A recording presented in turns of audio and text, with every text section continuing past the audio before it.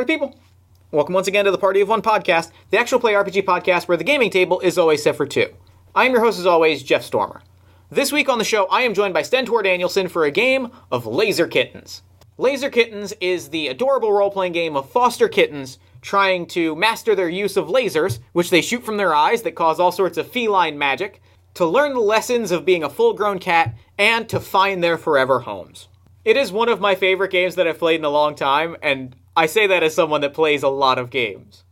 Part of that is because there's a little monster sitting next to me that I love with all of my heart. I love you, Cleo. I'm going to let you sleep so you don't bite me. Stentor is one half of Glitter Cat's Fine Amusements, the team behind the original Laser Kittens. They are also kickstarting More Kittens, which is the first ever Laser Kittens expansion, which includes alternate settings, rules for new animals, and pertinent to this podcast, 2-player rule. You can find a link to that Kickstarter in the show notes. And with that, let's go ahead and get right into it. I'm going to throw it over to me in the past so that he can get started with the show. Take it past me. Thanks, future me. This week, I am sitting down with Stentor Danielson. Stentor, thanks so much for coming on Party of One. Thank you for having me. So, real quick at the top of the show, why don't you introduce us to the game that we're playing this week, as well as any other projects you're working on that you want the audience at home to know about? Sure. So the game that we're playing is called Laser Kittens. It's a game about tiny foster kittens learning to grow up to be awesome cats. And so this game was co-designed by myself and Cheyenne Grimes. And our current project is that we are doing a Kickstarter for a expansion to the game. So we published the base game, and it came with this cool deck of kitten cards that you could use to play Laser Kittens or all your other favorite card games. And we are now doing a second edition of the kitten cards with all new adorable kitten art on every card, which I wish I could show all the folks at home, but this is an audio only format, so you'll have to check out our webpage to see You'll have to take our word for it that they're very cute. Yes. And then along with that, we're doing a book of additional scenarios for the game, as well as hacks, so that you can use the same basic game system to play as various other sorts of things besides kittens. So we're going to have one about puppies, we're going to have one about octopuses, we're going to have one about dragons, and a whole bunch of other really cool stuff. Oh, that's so exciting. That sounds wonderful. I'm very, very excited. That's going to be good. That's going to be a good thing. I'm pumped. I'm all excited. All right. Awesome. So I believe also in the included rules is a 2-player hack of Laser Kittens, which is what we will be playing today. Yep. Fantastic. Well, why don't we go ahead and dive in? Let's go through all of our character creation and prep stuff, and then play through a little bit of Laser Kittens. All right. Sounds good. So, for the game of Laser Kittens, to get started, we have a bunch of choices to make off of some lists that we've got, and I will send you a link to that. Fantastic. So what we've each got to work with is a deck of playing cards. We've taken out the face cards and jokers. Mm-hmm. And so to get started, you should draw 5 of these cards, and that is your starting hand of cards. And the first thing that we're going to pick out is that we are each going to pick our laser. So in the world of Laser Kittens, every cat has a laser, which is their special secret superpower that humans don't know about. Although if you ever catch a cat and its eyes are kind of glowing, mm-hmm. It's been using its laser. Right? Interesting. As tiny kittens, we're just learning how to use our lasers. Gotcha. So they don't always do exactly what we want them to do. But we have a particular laser that has power in a kind of particular domain. Mm-hmm. So on the list of lasers there, you're going to see that they have each a color and a number. So you're going to pick one of the lasers that matches the color and number of one of the cards in your hand. Okay. And that will be your character's laser. Fantastic. How many cards did you say to draw? 5. 5, perfect. 3, 4, 5, and I'm going to draw my 5 cards, and I'm going to pick one of the cards to match one of the lasers. And I'm going to send you, if it's helpful, a link to a Google Doc where we can keep track of these things if we want. So you Fantastic. just copy and paste into there. All right. So I'll let you pick your laser first so I don't duplicate yours. I am going to pick the Black 8, which is Clue, Clue, Clue. Important information becomes known to those who want it bad enough. All right, that's a good one. So I think then I am going to pick red 1. So in this game, an ace is a 1. Mm-hmm. So I'm going to pick red 1, zoo, zoo, zoo. Non-felines of the world appear at the window, on TV, or in your home. So once you've done that, you can discard that card, draw another one into your hand. All right. So then the next thing that we want to pick out is some situations, some things that are going on. So we are foster kittens, which means that we were found somewhere out on the street, cold and hungry. We were brought to the local animal shelter, and then they found a foster family to take us in and raise us so that we can, get a little bigger. We can get socialized to humans, and then at some point in a month or so after we were taken in, then we'll be big enough to get all of our shots and everything and go find our forever home. So on the next page of the document, there is a list of situations, things that might be going on at our foster home. So we are each going to pick one of those in the same way that we picked our laser, based on one of the cards in your hand. I am going to go with the red 10, which is the humans have have piles of interesting papers lying around. I was just about to take that one.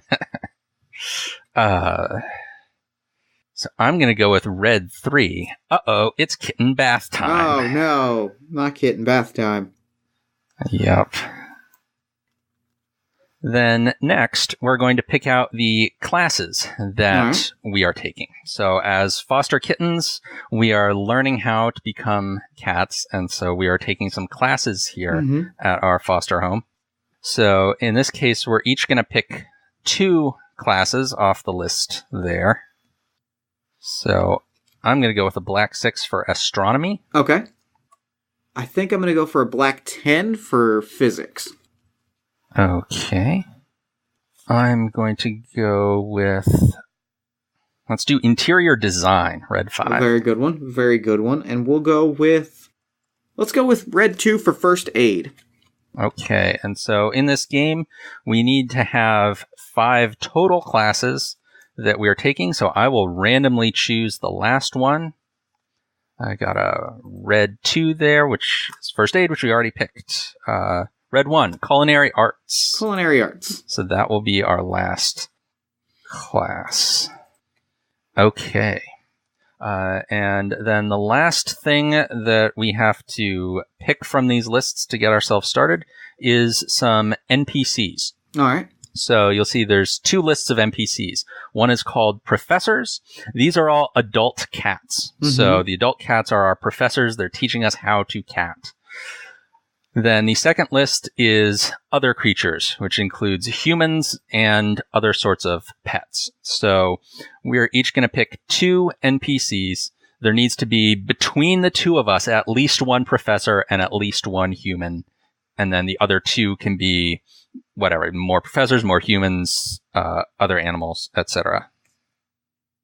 I am definitely going to throw down the red 8 for Maisha, a visitor who is oh so very allergic to cats. Okay, good. So we've got at least 1 human in the mix. I'm going to go with red 10 for Professor Julius. He's seen some stuff in his life on the streets, but now he just wants to cuddle. I mean, same, honestly. Yes. Professor Julius, based on a real cat. As are many of these professors. I am delighted to hear this, and also I think I would almost be a little disappointed if this was not a collection of real lovely cats.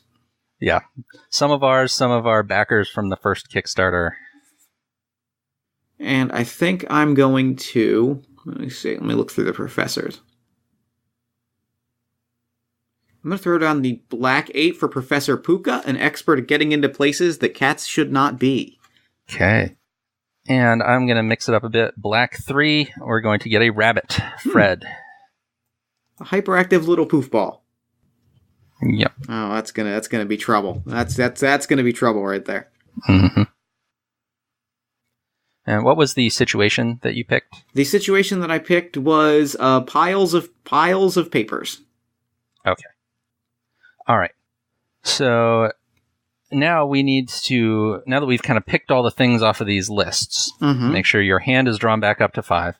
Yes, we indeed. need to kind of flesh out our characters that we've got a little bit. So we need to pick, name and pronouns for ourselves. Think a bit about what you look like and your personality. And then you also need to pick grades in the classes. Okay. So we are both taking those same 5 classes. And so you're going to have 2 classes that you've got an A in, 2 that you've got a B in, and 1 that you've got a C in. And this matters because whenever you are trying to do something that relates in some way to a class, then you can get an advantage in doing that if you've got an A in that class, and you get a disadvantage at doing that if you've got a C in that class. And when I say that it relates to the class, you can kind of go wild with making those connections. So, for example, if you're trying to jump up onto a table or a shelf, then, if you had an A in, say, gymnastics, well, that would be an obvious connection. But you could also argue that, well, I have an A in film studies, and we've been watching kung fu movies in our film studies class, and so that's going to help me make this jump. So, however you want to go with that. So you want to pick out your grades in the 5 classes: 2 A's, 2 B's, and 1 C. Let's see. I'm going to go with an A in culinary arts. I'm going to go with an A in... I kind of love an A in physics, honestly. I feel like that's going to be very fun. And I think I'm going to go with a C in physics for exactly that same reason. I think a C in interior design would be very fun. And then my B's are in astronomy and first aid. Okay. Yeah, I've got a C in physics, A's in astronomy, and interior design. My name is going to be Hamhock. And she, her. Okay, so we got a food theme. Hamhock named after her favorite treat, which is what earned her the A in culinary arts. Okay. No one knows how she got a hold of the Hamhock, but it made Christmas dinner a little bit tight last year. All right. So I'll also name myself after my favorite treat that I've stolen from the humans, which is Cheese Sandwich. Cheese Sandwich is a good cat name. And I'll go ahead and be he, him. Okay. Our local foster home had a cat named Turkey Hoagie, and I've thought about that cat name for a very long time. So Cheese Sandwich is already very close to my heart. Excellent. All right, so why don't I run through the mechanics of the game, and then we can kind of introduce our characters and start playing. Does that sound good? Sounds great. Sounds fantastic. All right, so you've got your hand of 5 cards. You will always have 5 cards in your hand. Whenever you play a card from your hand, you discard it and immediately draw back up to fill it. If you run out of cards in your deck, you reshuffle the discard into a new pile. You should also take another 5 cards and put them face down next to you. Okay. So don't look at what these cards are. These cards represent your laser. Got it. So during the game, when you want to do normal kinds of stuff and you're not sure how it's going to turn out, then you would bid a card from your hand to say, this is how bad I want to succeed, and this is, how hard I'm able to try at this.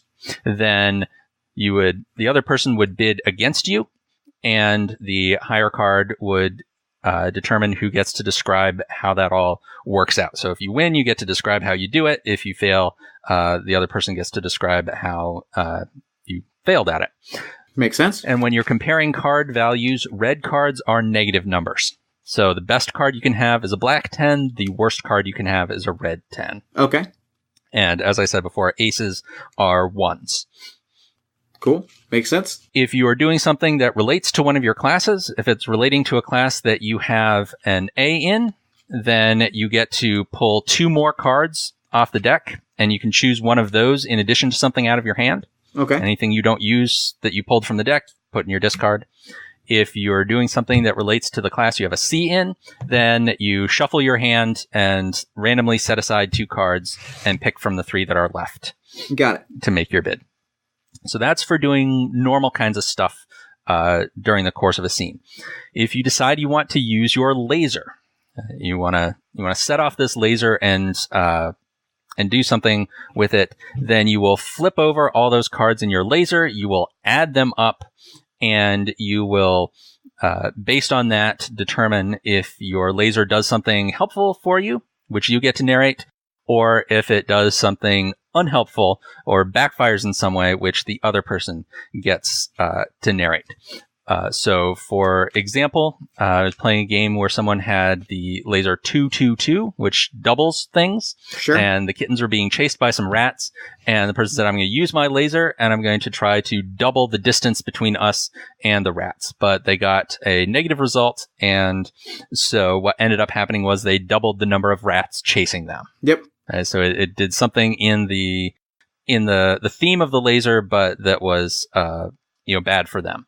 Right. And you can kind of scale that to the scale of how well or poorly your laser number came out. So it can go as high as positive 39 if you've got all the black 10s and 9s, or it can go as low as negative 39. And so if you get out towards those extremes, go ahead and go wild with what the laser is doing. So the example I like to use for that is there's a laser called Shoo Shoo Shoo that makes things go away. And there was a human that the kittens didn't like, and he was coming up to the kitten room to mess with them. And so this person used their laser, hoping to just like make him remember that he left the oven on or something. But they got this like astronomical result. It was like a 35 or something. And so they said, okay, what this actually does now is that it erases him from history so that he never existed. Yeah, so if you get a really extreme result on that laser, you can, really exercise your creativity in coming up with something. Very good. I'm very excited. All right, so the game is organized in a series of scenes. Each scene begins with bidding for the role of class captain. So the class captain is kind of like a temporary GM type of role. So we each give our idea of the kind of premise of the next scene. Like, I think in the next scene, the kittens should try to get into the basement. Mm-hmm. And somebody else may be like, I think in the next scene, the kittens should try to find the professor. And then we each put out a bid of a card from our hand, and whoever has the higher bid gets to be the class captain for that scene. So you kind of set the scene. You have primary responsibility over NPCs and stuff in that scene. Okay. Makes sense. If your character joins that scene, and so with 2 players, we're probably going to both be in most of the scenes. Mm-hmm. If your character enters that scene, you're going to take one of the cards from your laser pile and flip it over. Okay. So the more scenes you're in before you use that laser, the more information you get about what cards you've got in there. However, once you've flipped the 4th card of your laser, you have to use your laser in that scene that you just entered. Mm-hmm. Because the power of that laser has just been building up inside you. You can't quite contain it anymore. That laser has to go off during that next scene. Makes sense.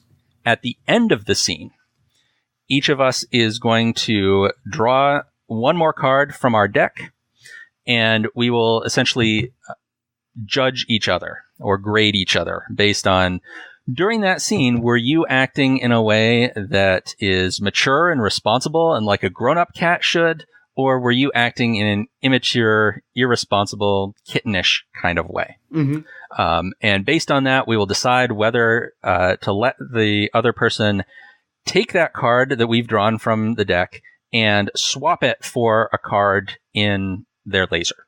So if I draw a good card, like a black 8, and you say, you know what, you are acting very responsibly in that last scene, then I can take that black 8 and I can swap it for something in my laser. So maybe I have a red card in my laser and I'm going to switch it with that card that I just drew.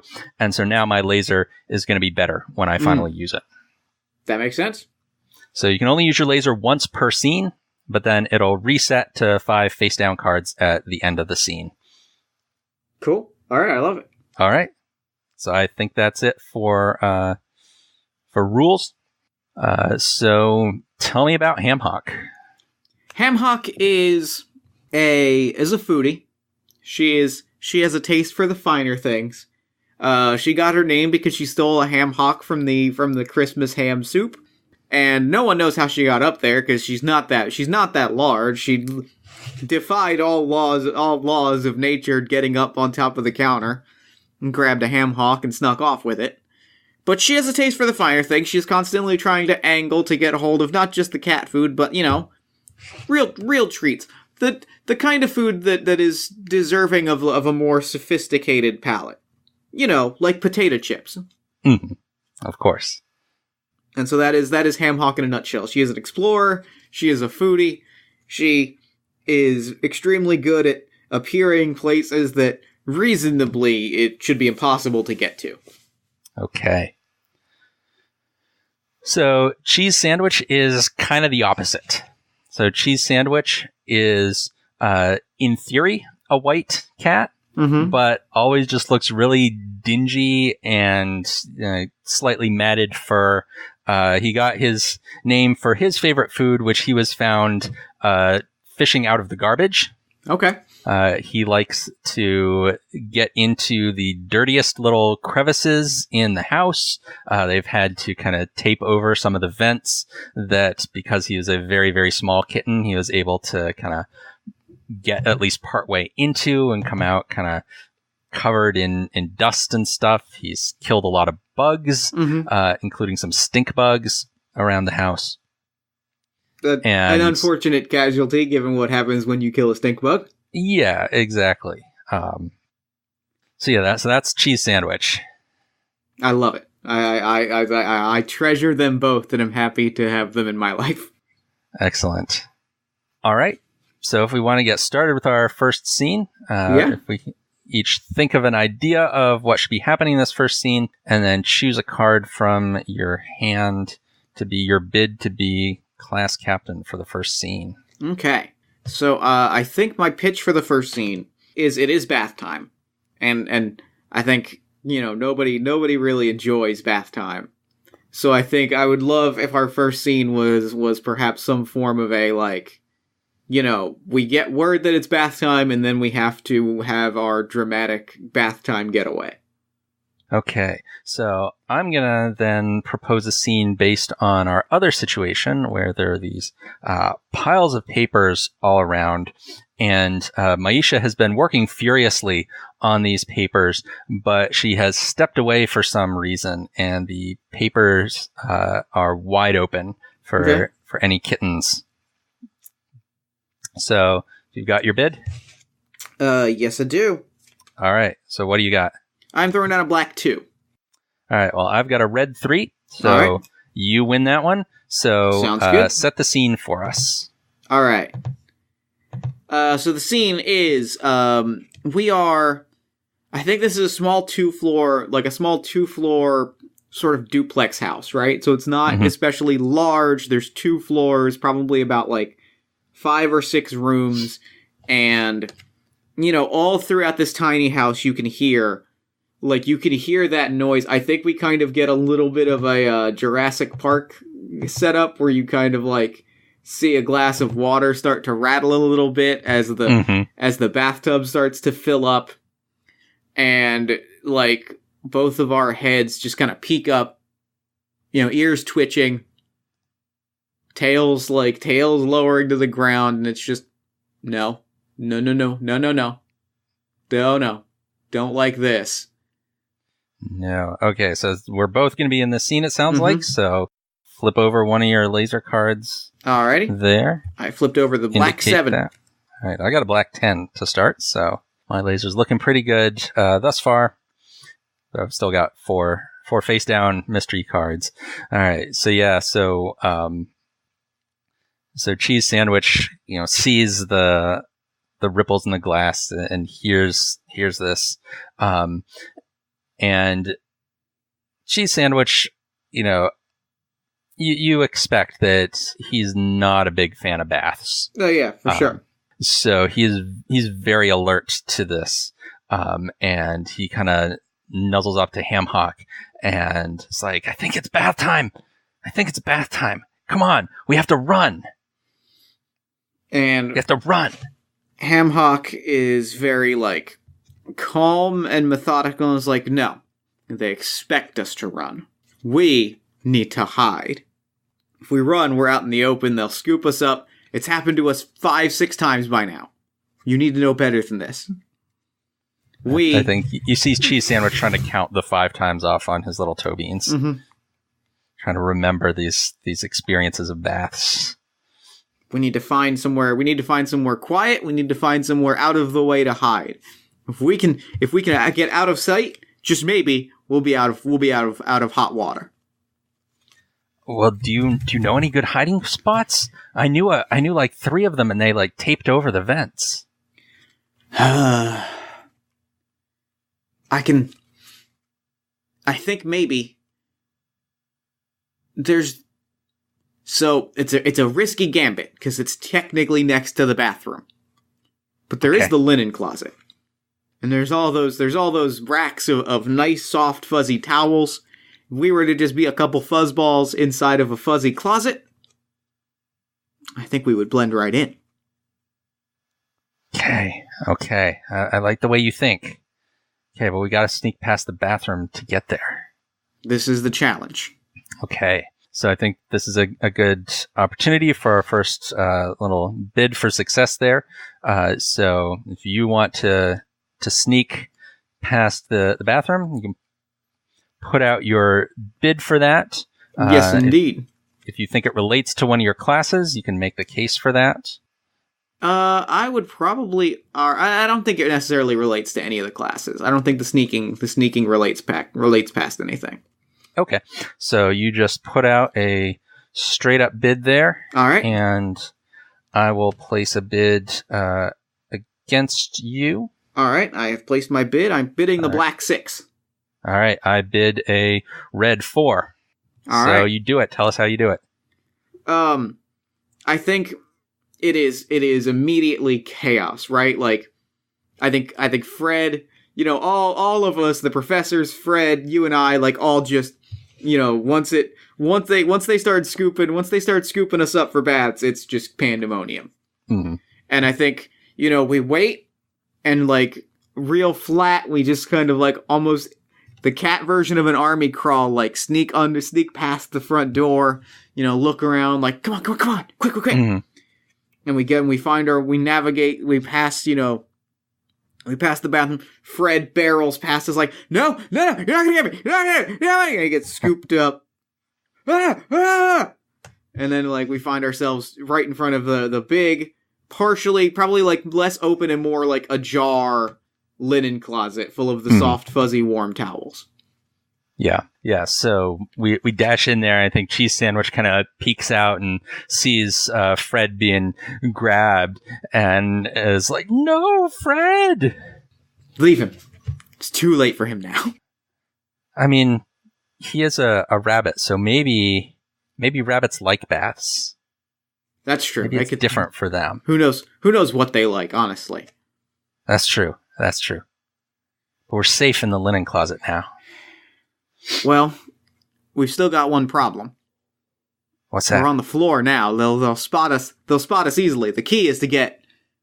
And she cranes her neck all the way back up to the towering, infinitely high top shelf. Where, like, the old blankets that no one really uses anymore are. Uh-huh. Up there, nobody find us. That's where the magic there's so much spot is. Dust up there. Oh, it's full of dust and dirt. Oh, man. Oh. It's the promised land. Okay. So we gotta climb up there. That's the key. Can we climb? All right, so we jump. We can make our way up. Okay. So I think Cheese Sandwich is gonna go first. Okay. And since we're in the linen closet, I think my A in interior design is gonna help me climb up here. I can see that. Okay. So I'm gonna pull 2 more cards that I can choose from. Okay. So I've got my bid. All right, I have mine as well. All right. I've got a black 10. I have a red 2. All right.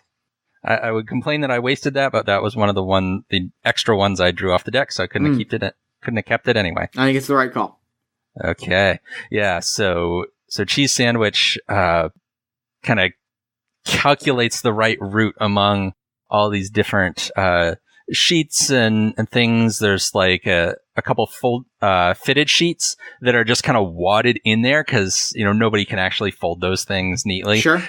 And so they're kind of hanging out a little bit, and so he can like jump and get his claws into them, and he kind of makes his way up from sheet to towel to blanket, and finally gets all the way up to the top where there's this musty old quilt that he kind of burrows himself into. Not quite sure if he's like between the folds of the quilt or getting like inside the batting or whatever. It's kind of a mess up here, but he's up, and he kind of peeks over the edge and yells down to Hamhock, "It's good. Come on up." All right. And she rears back her legs, and she looks at it, and she runs, the facts and figures run in front of her face, and she just gives herself one massive leap with all of her might to, like, make it in one inhuman fell swoop.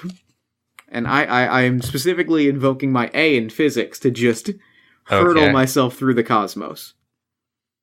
Or hurtle myself through the skies. All right. You got your bid? So I'm going to draw 2 cards. All right. And look at the bid. I have my bid.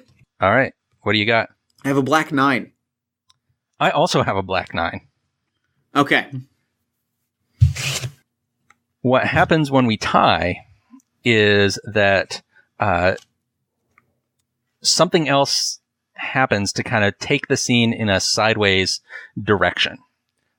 So I will propose that what happens is that Hamhock makes that leap and is not quite going to make it when Professor Puka's paw comes popping out from between the blankets and grabs her and pulls her up there.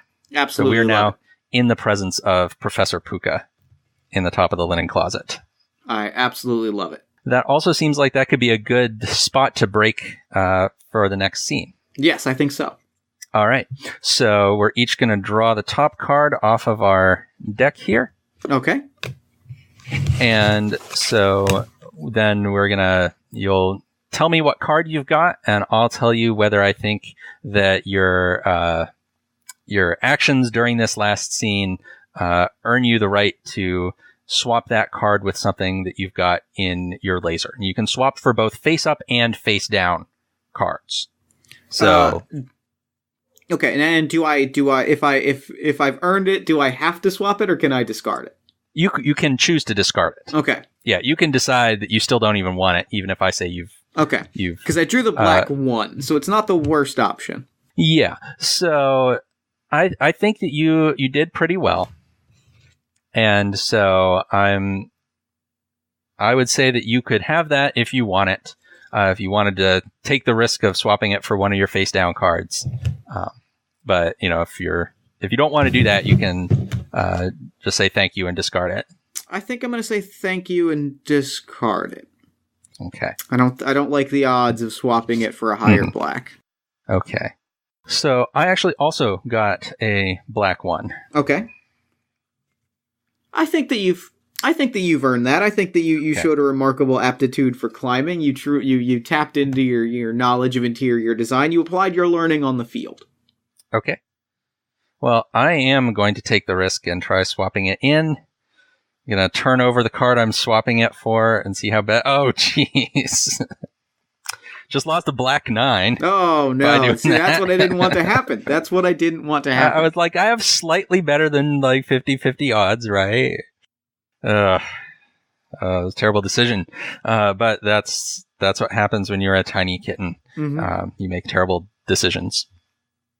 All right. So that brings us to the end of the scene. And when I swapped that for a face down card, I put it in face down. Right. Because the face up, face down tracks how many scenes you've been in and at what point you need to use your laser. Got it. Okay. So now we bid to decide what happens in the next scene. All right. I am thinking in the next scene, what I would like to propose. I'm going to put down my card. And what I would like to propose is that Professor Puka is not just up here because... not just hiding up here because he does not want to get a bath, though he certainly does not want to get a bath. I believe he's also hiding up here because he has word that among these papers is something very, very important and very special that he wants to retrieve, and now that we're up here, we may be along with this ride with him. Okay. So, I'm gonna say that Professor Puka has a mission for us to end bath time forever. All right. Okay. So what was your bid? My bid was a Captain? black 4. Okay, so my bid was a red 8. All right. So you are class captain a second time. So I will flip over that laser. Yep. And it is a I black will flip 3. over that one. So, all right, so set the scene for us. We've been up here for a few minutes. I think Professor Puka has just given us like the rundown that somewhere among these papers, somewhere among the papers that Maisha has been hard at work on, there is. It's a rumor more than anything. It's a legend. I would dare say, not even a rumor. It is more of a legend that among these papers, if we can get to the pile of papers, there might just be. It's foolhardy to even talk about it, but there might just be a recipe for bison chili, which means if we can confirm this, it means there is bison meat in the house. Bison meat sounds even better than a cheese sandwich. I didn't even think it was real. I thought it was just something that parents told their kittens to let them drift off comfortably to sleep. We have to at least know that it's out there, right? We have to at least find the papers, right? Right? Yeah. All right, Puka. What do we have to do? What is the objective? Let me ask you. What is the objective that Puka tells us we have to do? Like, what's going to be the task that we have to overcome in this scene to get to these papers that tell us that there is bison meat, and will presumably give us an idea of where to get that bison meat? Okay, so I think the challenge to get to... So are we going for the recipe, or are we going straight for the bison meat? I think that we have to go for the recipe first to confirm that the bison meat is here, because I don't think we have firm knowledge. I think it's more rumor than that anything that there's actually meat in the house. Okay. So I think that that step 1 is that. So, as cats, we can't read the recipe, but the recipes usually have pictures on them. So we need to figure out what a bison looks like. Okay. And so Professor Puka has also seen that along with her papers, Maisha has a small device that shows all kinds of different pictures. And she talks to it sometimes. So it could show us a picture of a bison so that we could identify the recipe paper. All right. If we can find her little box and talk to it and ask it for a picture of a bison. It's just risky enough to work. Well, the good news is we know where Maisha keeps her little box, and that is in the little bag that Maisha carries around. So we just have to get to the bag, get the box, get a picture of a bison, find the papers, and that tells us that there's meat in the house. And then we just go into the freezer and get it. Or into the fridge and get it. Nothing could be simpler. Nothing could be simpler. So I think we all kind of loom over the edge of this impossibly high closet. And we're like, do we do it alone or do we do it together? What do you think? Do we split up and cover more ground or do we act as a team? So I think we should split up while Maisha's distracted, filling the bathtub and scrubbing Fred. I think we can hear Fred yelling, "Ah! Ah! No! No! Not in the ears!" Very good. We split up. We find the box. We find the papers. We all in? If we do this, there's no turning back. Okay. Gonna do it. All right. So what is Cheese Sandwich's game plan and what objective is he going for? So I think that Cheese Sandwich is going to check the bedroom to see if Maisha left her bag in there. And I think Hamhock, meanwhile, is going to make a break for the papers, because being a foodie, I think she recognizes. She recognizes, maybe not the exact layout of a recipe, but she recognizes the papers that Maisha looks at when she cooks. Okay, so Hamhock is looking for the recipe papers. Cheese Sandwich is going for the phone. Yes. Okay. So why don't we each make a bid, and then that'll tell us where we end our scene about our progress on our two objectives. Okay. So, do you want to bid first? Yeah, I will bid first.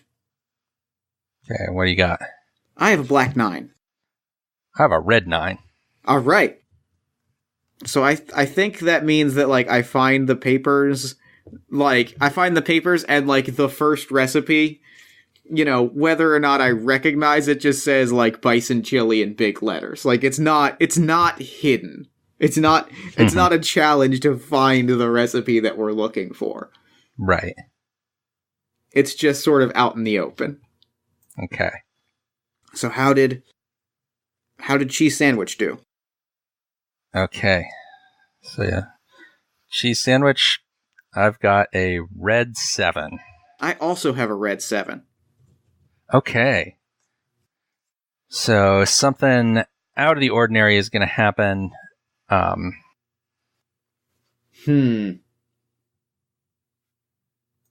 going to say that... So, how about this? Yeah. So, Cheese Sandwich creeps into the bedroom.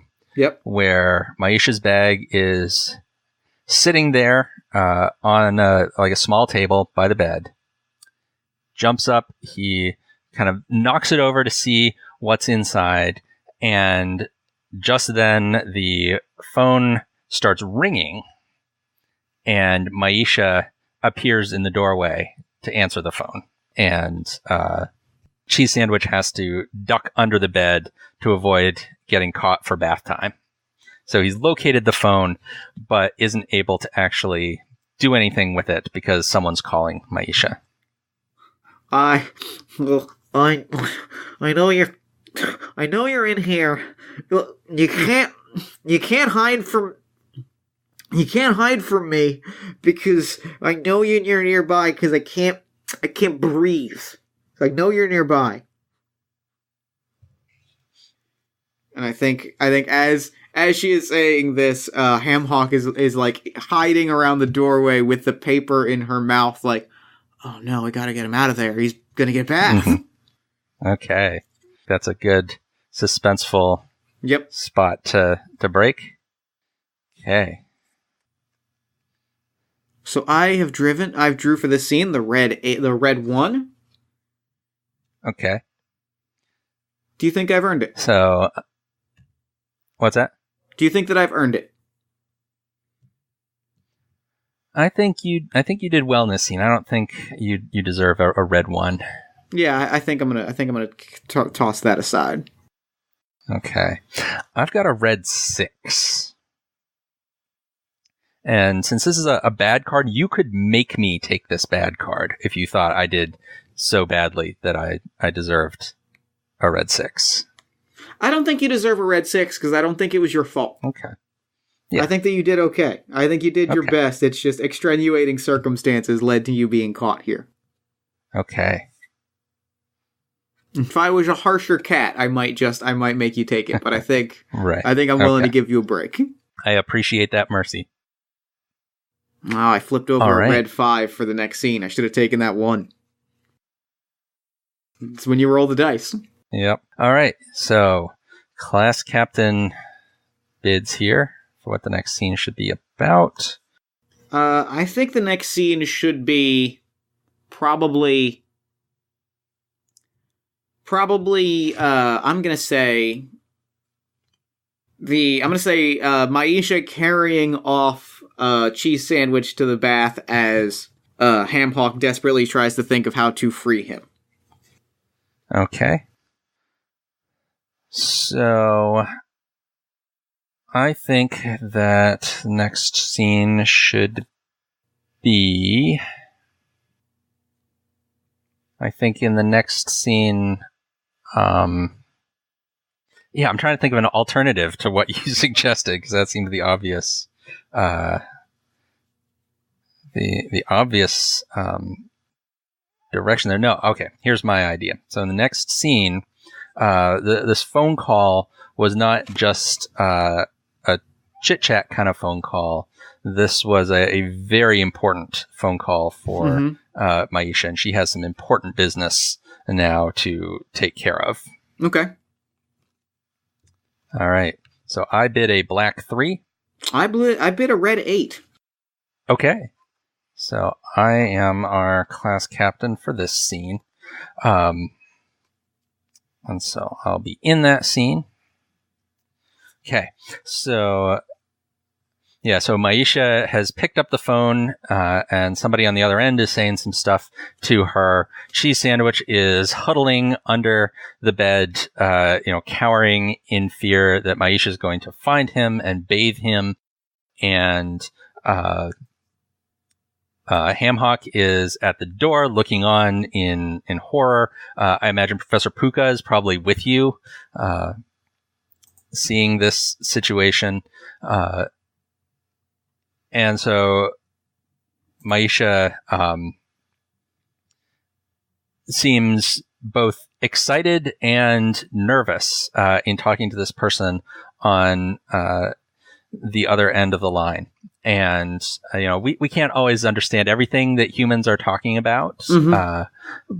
But we definitely hear her say, "Oh, well, then I'll get it started right away."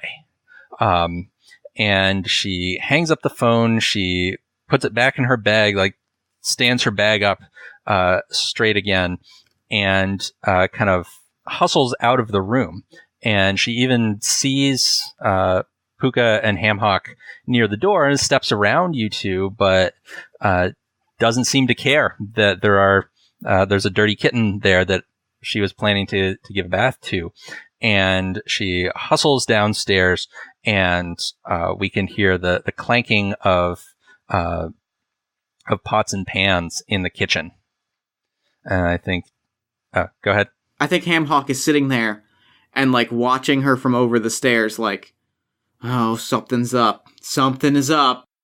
I don't like it. And she can see Maisha get out the biggest pot in the kitchen and put it on the stove, turn the burner on. And then she starts rummaging for some things in the fridge.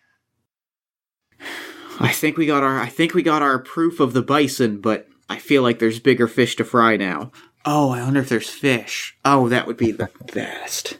And Puka says, "Oh, kitties, this is a potentially emergency situation."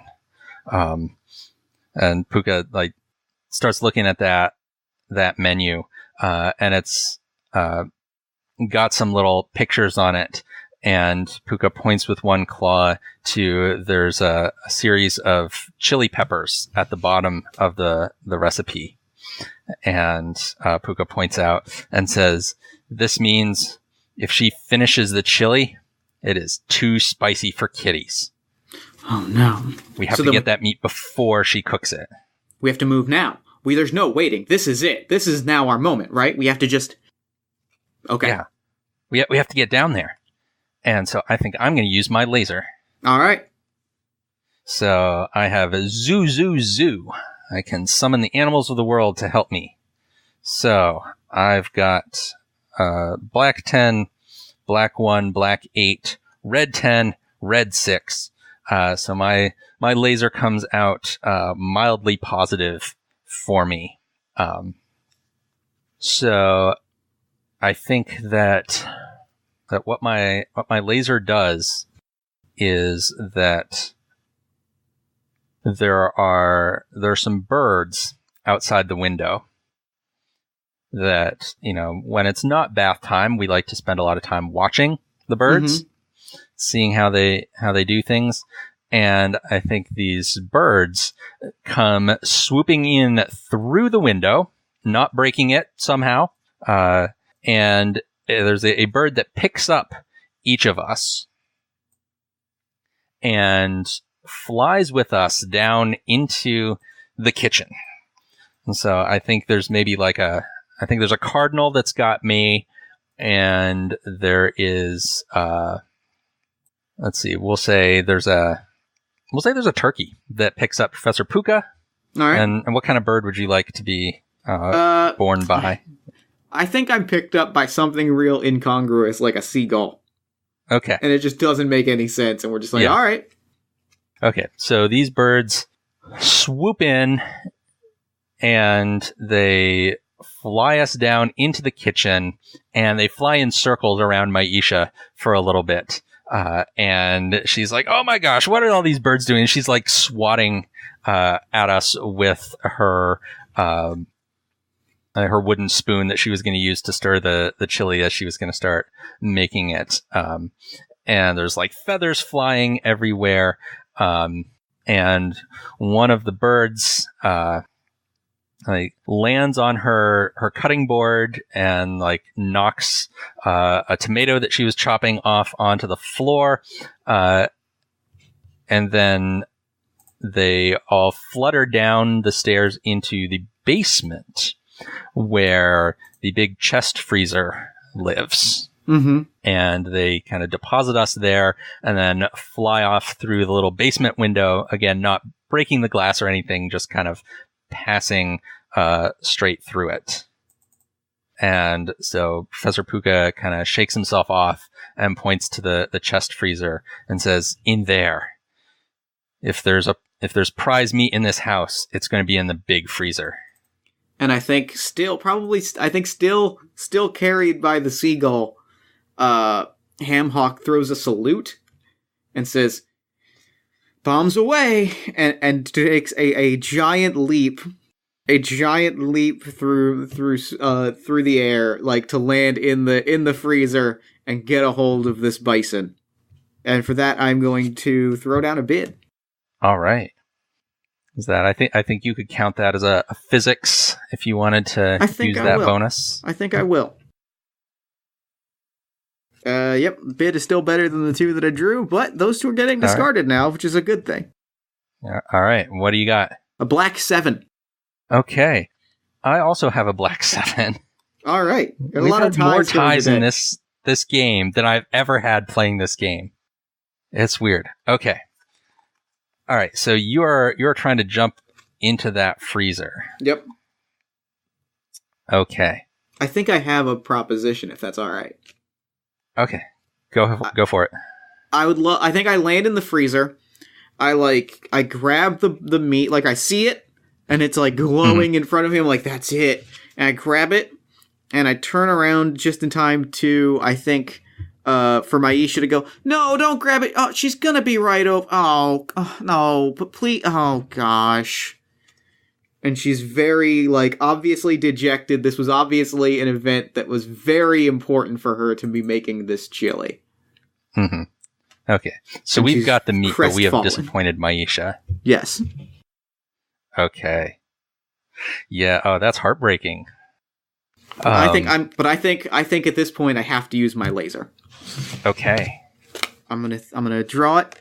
Oh, that's a red 10. I really wish that I had traded that for one of those ones.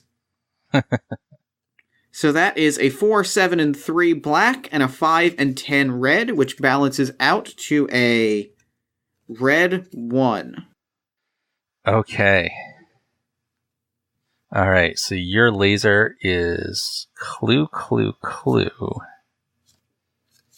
So we're going to get some information that is not so good. Mm-hmm. Let me think. What would be a good minor backfire? I think that like we see her disappointed, Mm-hmm. and my laser gives me just enough information to know that like if Kitty touches meat, you can't put it in human food. And so I realize like what I have done and feel that disappointment and like I'm like, oh no, but that means oh no. Yeah, we were so fixated on getting this meat, we didn't realize we were going to ruin dinner for Maisha and her guest. Mm-hmm. And I would love for that to be the end of the scene. I think that's a good scene end. Yeah, because I think our next and probably last scene is like trying to make this right. Is like as a team with Puka trying to figure out how to make it right. Yeah. So I've got we both got, since we both used our lasers in the scene, we both got a brand new set of face down cards. I have drawn a black 2. Do you think I earned the right to add that to my laser? I think so. I think so. Okay.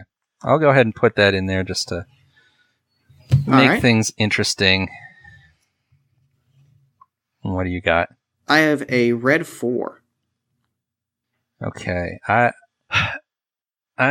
kind of want to make you take that red 4. I think I got to take that red 4. Because you. Oh, and that's a black 5 that I swapped out. You messed up Maisha's dinner. Yep, I think I got to take it. Yeah, so you got to swap that for something that was in there. All right. So I have my bid for the final scene. All right, I have my bid as well. Okay, so my proposition is that so we've ruined the meat. So to make things right, we need to find a good vegetarian recipe for Maisha to make. That's solid. That's very good. I think I'm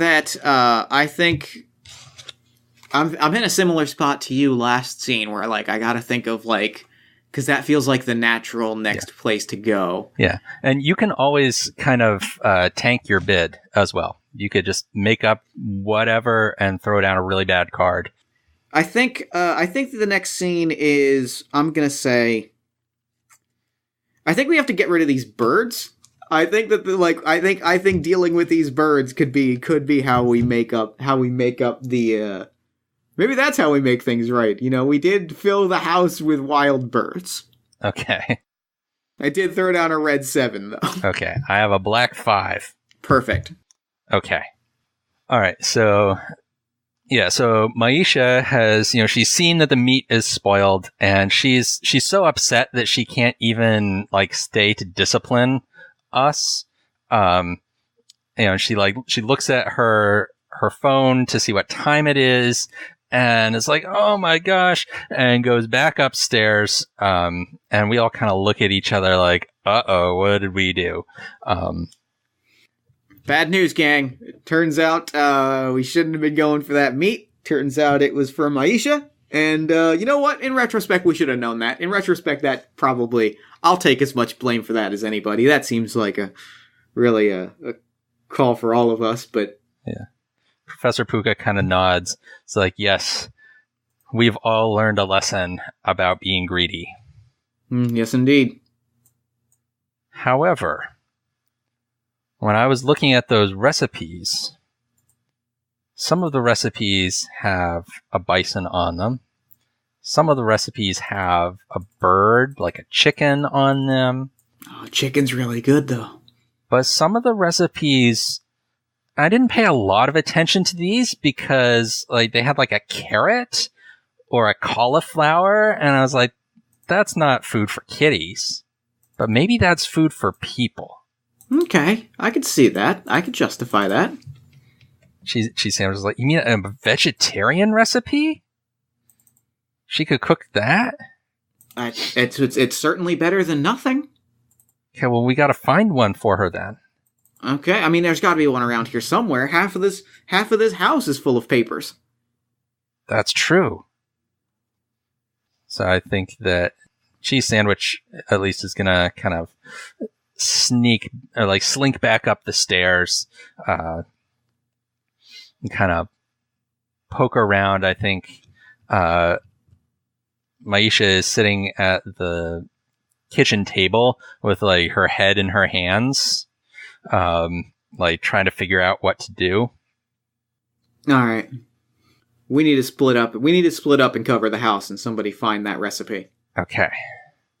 Remember, though tempting, no chickens. Okay. All right. So why don't we each say where we're going to look, and then we'll each put out a bid, and whoever bids higher will find a suitable recipe. Does that sound good? Yeah, that sounds great. That sounds great. All right. Okay. So I think that I'm going to check the living room, because there's a lot of books and papers in the living room. And I think I'm going to check Maisha's office. Like, back where the other recipes were, it seems like it would be the likely culprit. It's true. All right. I have thrown a red 9. I've got a red 2. All right. So what have you found? Okay. So I think that I go into the living room, and there is bookshelves, and Maisha's one of those kind of people that doesn't keep her bookshelves very neat. Like, there's lots of books on there, and there's like other books like sideways stacked on top of them, and there's papers shoved here and there. So I kind of get up alongside one of the shelves, and I just start knocking stuff off, with my little kitten paws, until finally there's a big book that falls down, and it falls open to a picture of a big cauliflower. Mm-hmm. And it's like in this like roasting pan. And my eyes just get really big because, oh my gosh, like that's clearly a vegetarian recipe in that book. In fact, I think it's not even a cookbook. It was some other book. And this is like a recipe that she or somebody at some point tore out of the newspaper, out of like the food section of the Sunday newspaper, and had just like stuck in this book for safekeeping. And this paper comes falling out of there. And so I think I meow as loud as I can to kind of get a hold of Hamhock. And I think Hamhock appears as if from nowhere, just peeks her head up. What'd you find? Anything? Like, that's a vegetable! That's a vegetable! I point at the thing. It's a vegetable! It's a vegetable! We gotta take it to Maisha. All right. We gotta be quick, though. Be quick, though. I know she said she didn't have much time before, and that's before, well, everything happened. Yeah. I got this. This is on me. Okay. Cheese sandwich? Yeah. You did good. Thank you. All right, I have my bid, and I'm gonna say this is physics because I'm defying the laws of natural reality to get there as fast as possible. All right. In fact, I might even call this astronomy because I'm about to break the speed of light to get over to this other. Except the physics is the one that gives you the advantage, and astronomy doesn't. Oh, well then there you go. Then I'm absolutely going to call it physics because that's going to give me an advantage. Right. That's one. That's 2. And I have thrown down... All right. I have my card. My bid. All right. What do you got? A black 5. Okay, I bid a black 4 against you, so you barely get it. Just in time. Moments before it's too late. Uh-huh. I curl up to her leg, and she's like, "What is that? Oh my god! Oh, I have cauliflower. This this is a really cute recipe. Oh my!" And so she gets up and she goes to the kitchen and starts pulling out ingredients. And I think we all kind of congregate together for one final moment as we watch maybe dinner turn out okay. Yeah, I think so. Yeah, I think I'm gonna propose that Maisha has just gotten her cauliflower roast in the oven. She's had a moment to kind of take a breather, and the doorbell rings. And it's her date at the door, and she comes in and it's like, "Oh, Maisha, that smells so good. What are you making?" And Maisha's like, "Oh, it's this cauliflower recipe that I found." And I think as she says that, she throws a quick, barely a glance over to the cats. And I like to think we're sitting there, we're slightly around the corner where Maisha's date can't see us, but we're sitting there with that piece of bison from the freezer, all kind of nibbling on it. And just cheese sandwich, Professor Puka. We did good. We did good. We did good. And I think that might be game. Yeah, I think so. Lovely. What a lovely... Oh, that was beautiful. That was wonderful. I loved it top to bottom. Goodness. Thank you. That was a lot of fun. That was adorable. Oh, my goodness. This made my entire night. Excellent. Stentor, thank you so much for coming on Party of One. This was a blast. Thank you again for having me. So, real quick, before we wrap up, where can people find you and your work and Laser Kittens online? So they can find our company, Glitter Cats Fine Amusements, on either Twitter or Facebook at Play Glitter Cats. You can also follow me on Twitter. I'm at Chef Stentor. And you can keep an eye out during the month of February for our Kickstarter, which is called More Kittens. And there you can get the expansion, you can get the new kitten cards, and you can also pick up the original core rule set. Fantastic. Well, thank you so much for coming on the show. This was a blast. It was a delight. And now I'm going to throw it over to me in the future so that he can wrap up with the show. Take it, future me. Thanks, past me. And thanks again to Stentor for coming on the show. That game was perfect. It was a beautiful, lovely, fun game that I loved from beginning to end. I can't say enough nice things about it. Please go back More Kittens on Kickstarter, because it is a lovely game, a lovely expansion for a lovely game. I absolutely would love it to see it fund. It would make me so happy. So please go back it. You can find a link in the show notes. And of course, follow Stentor on Twitter at Chef Stentor. Then while you're on Twitter, follow us at Party of One Pod, like the show on Facebook at facebook.com/Party of One Podcast. Join our Discord community at bit.ly/Party of One Discord. If you enjoyed the show, consider leaving us a nice iTunes review, a social media shout-out, or a word-of-mouth recommendation to a friend. All of those things help new listeners find the show, which helps us do bigger, better, and cooler things. Consider backing all of the things that I work on, my podcast, my games, all that cool stuff at patreon.com/JeffStormer. If you enjoyed this show, consider checking out All My Fantasy Children, a character creation, storytelling, and world-building podcast on the One Shot Network, in which my best friend Aaron Gatano Saez and I take a listener prompt every week, and we spin it into an original fantasy character using some of our favorite tabletop role-playing games, populating a shared universe one story at a time. You can find that at allmyfantasychildren.com. Party of One is produced and edited, as always, by Jeff Stormer and Jen Frank. All music for the show comes from the song Infinite Lives by Mega Rain featuring the D&D Sluggers. If you'd like to inquire about advertising rates or about coming onto the show, you can email me at partyofonepodcast@gmail.com. And that's it for me. Until next time, thank you so much for listening. Remember to fight the forces of fascism every single day. Remember that self-love and self-care are radical and defiant acts of resistance, and as always, party on, everybody.